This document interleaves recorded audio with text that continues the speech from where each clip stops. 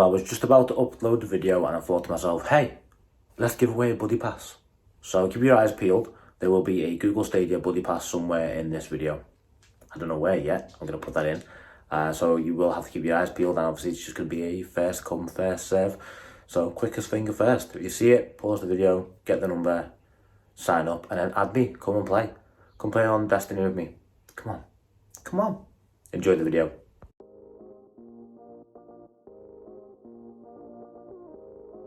It's been 2 months since Stadia launched. And yes, I get it. Let's get something out the way. The launch was a load of crap, right? There's no other way to describe it. It didn't go well, fair enough, whatever. Everyone who pre-ordered it got it at different times. Some people got like myself, got the controller first and the Chromecast first without getting the code to sign up. Some people got the code and didn't actually get the package delivered. It took a few days, but by the first week, everyone had it and everyone was signed in, everyone was ready to go. Done, dusted. Yes, I appreciate that they only launched with 22 games and only one exclusive to Stadia. Fine, right? Google said all along this isn't aimed at hardcore gamers, so let's just get all that out the way. This isn't for your PC gamers, and probably not even for, like, if you've got a PS Pro or you buy the latest console every year, it's probably not even for you. People who like games casually, that's who Google said it's for. Myself, I do think if you're a console gamer, you can switch over and make the switch, but that's not what Google is saying to do. So after the first 2 months, more features have come out, things have become more reliable, more games have launched, and these are the full thoughts on Stadia. So when Stadia launched, it launched at £119 in the UK for this controller. It feels pretty solid, it ain't cheap, and the limited edition colour. A Chromecast Ultra, which normally retails about £69 from the Google store. Destiny 2 and Samurai Showdown, which, okay, so the games are free. I also, forgot to mention, you got the 3 months of Pro membership as well, which is going to be priced at $8.99 when the normal launch, the base launch, comes out. I think that's a pretty good price. If you were looking at getting started on another console and you got 2 games with it, a controller, the console, you're looking way over, what, at launch, £300-400. I think that's a very reasonable price for that. And all the games on there as well, there were 20 other games that you could bought as well. I don't think it's that bad. I think it's a good price to try something out. And it's an early adapter thing. It's a founder's thing. Only people who've got Stadia now should be the ones who want to try it out, or the ones who are excited about it and really want to give it a go. Not people who are unsure, not people who are dedicated to the console or the PC at the moment anyway. So that's not a big issue in my eyes. The 22 games already in the first 2 months, they now have nearly 30. And they've announced for 2020 there's 110 games coming, or 120 games coming. I'll have to double check, can't remember the exact number. And 10 of them are timed exclusives. That's big. It's really big. That's not to mention anything else that appears or anything else that comes out throughout the year. That's just what they've planned. There might be some unplanned things still in the works. We don't know. So by the end of this year, there's going to be 140 games available on there in its first year. That's pretty big for the first time round console gaming experience, whatever you want to call it. I've not played the exclusive, and to be fair, I don't really care to. And if you're moaning about the fact it only has one exclusive, all that does is tie people into a console. Like, you see people who prefer a game that's on, like, people might be like diehard Halo fans, or they might really like Fable, but they know that gaming on PlayStation is better. But they're always going to have an Xbox because of the game exclusive. So I don't think that's something that benefits a consumer, having exclusive games. If you think I'm wrong, fair enough, let me know in the comments. If you'd rather have exclusive games, great. But for me, that's just tying you into another console, another experience that you're going to have to get. You know, if the Xbox, PlayStation, PC, and Stadia, and Switch all had the same games on there, they'll have to come up with other reasons to differentiate themselves. And in my eyes, that makes more competition, and competition's a good thing, because when companies compete, there's only one winner, and that's us, the consumer. So whatever, we have Guilt. Is it Guilt? That's the only exclusive on Stadia, but cool. Whatever. Carry on. Lag and latency. Let's be real for a minute here, right? So, everyone has this friend, hi Martin, who, when he found out I pre-ordered Stadia, tried to talk me out of it all the time. Don't do it. Have you seen this? Have you seen that? such and such a person on YouTube said it's awful, and this has come out, and apparently they're only going to have 2 games at launch. It's going to be really bad lag. There were reviews that appeared online before Stadia actually launched, or even on the day of. So people got out the box, tried it, went, it's not worth it, put away. That's not a review. Do you mean to review a product, you need to get in there and you need to spend time with it. I mean, you can't just look at a Big Mac and go, that tastes awful. That's a really bad comparison, Craig. But you know what I mean? You need to take time with a review. You can't review something in 10 minutes. Fact. I digress. So, Martin was just convinced it's not going to work, and loads of people online have been saying this about it, and there's loads of headlines. There was loads of negativity before Stadia even got released, before it even got shipped. There was a lot of negativity surrounding it. So day one, get Martin round, set it up. Actually let him buy a game that, I bought Final Fantasy for him just because he likes that game, so that it's an amazing game. So it's like, cool, we'll buy that.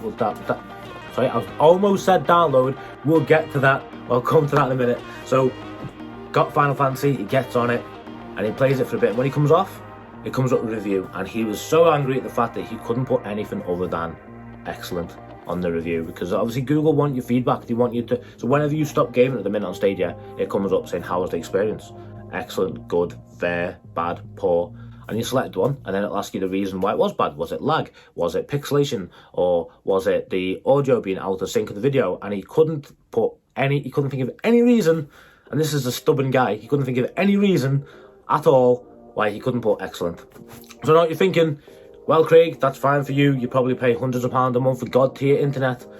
Incorrect, compadre, because my average speeds are around 30 to 35 megabytes per second. Occasionally, I'll get a bit higher than that. I'll get about 40, 45, and that's where I can put 4K gaming on. But other than that, no, I haven't got, there's no God tier internet around here. I used to be fair, and I was worried that when I switched provider and I was getting more stable but slower speeds, I was worried because I thought this is bad timing to switch. The stage is going out, what am I going to do? It's going to be awful. It hasn't been. There's been occasional times when the gaming's been bad, but I mean occasional. The second person who really stands out, who I'll use as a reference point, was my friend Tom. He pre-ordered Stadia about a month after I did, and it was a long time coming. So in between then, he was constantly thinking, I think I'm going to cancel it, I just can't see how it's going to be good. The games apparently it's launching with aren't really good, and there's no games that interest me. It's going to lag, it's going to be awful. And again, back to these reviews and the gamers online who were saying that it's going to be bad and for this reason or that reason. But he stuck with it, and he's so glad he did. He literally messaged me to say his mind's been blown, and he is so glad that he stuck with it. So there's 2 people there who, I won't say against Stadia, but didn't believe that it was going to be any good or worthwhile to start, who turned around as soon as they experienced it. And that's the strength of Stadia. I'm in a couple of groups for Stadia, and 90 to 95% of people on there are happy with the experience that you're getting. So they're all people who've got the game, they're all happy with it, so they've got the experience and got the control there or whatever, and they're all happy with it, apart from the odd 1 or 2 who would experience a little bit of lag, or the broadband provider has put a cap on it because they're using too much data. You're only using the same amount of data as you would be if you're streaming a 4K film on Netflix. The only difference is you're doing it for a longer period. God, this is a ranty video, I apologise. This is very unscripted, very off the cuff. I've just got like 6 bullet points that I just want to cover. It was meant to be quickly. I'm 11 minutes in, I'll try and wrap this down as much as I can. The responsiveness is unreal. I did post a video, and I'll try and put it, I'll find it, I think post it on Instagram stories, but I'll get another one and I'll put it on here.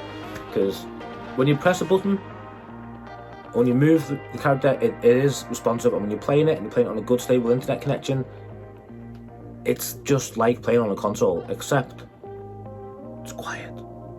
There's no buzz. There's no fans. Now, I'm not saying that every experience I've had has been great. I play sometimes in the bedroom and sometimes in the living room. The living room, Ethernet cable. Never have any issues, really.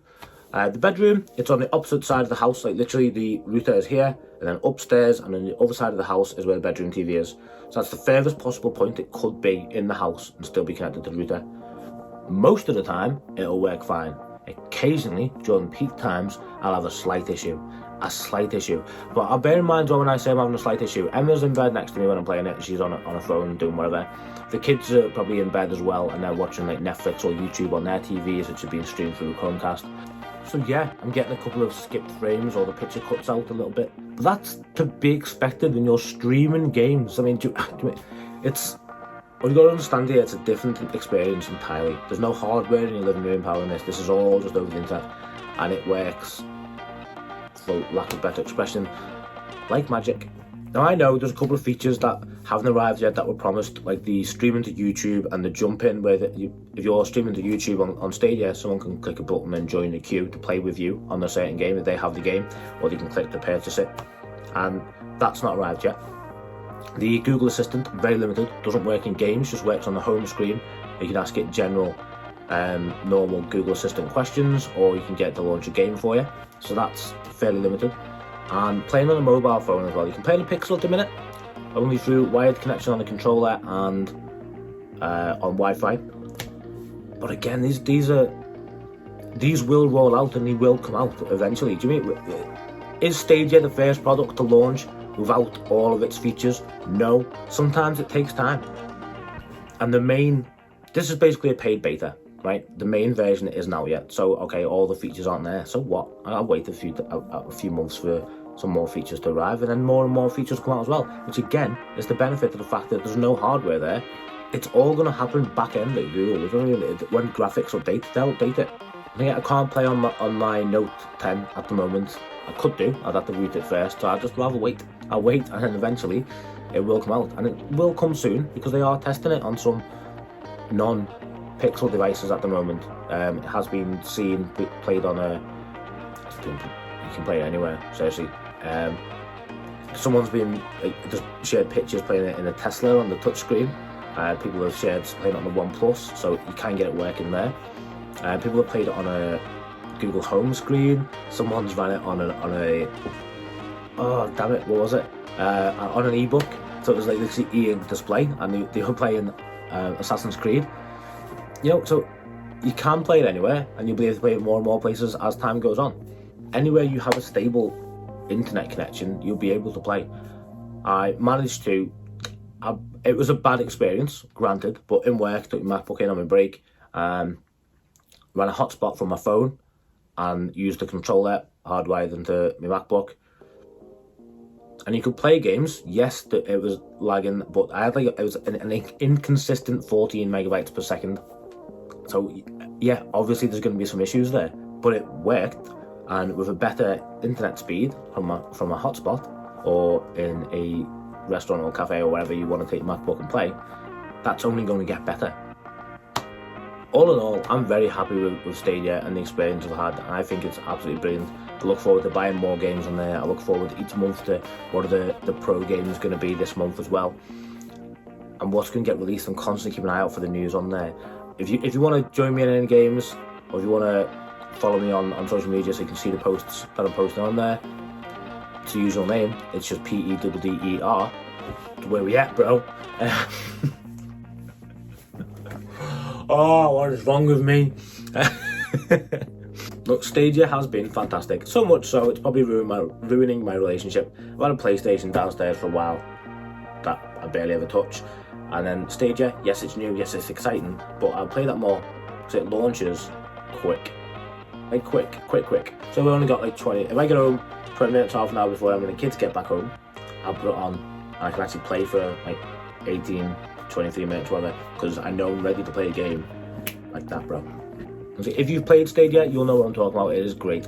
If you have anything that you disagree or any questions, let me know in the comments below. Thank you for watching. Thank you for listening to me rant for however long this has been. I'll try and make it shorter in the edit, I promise.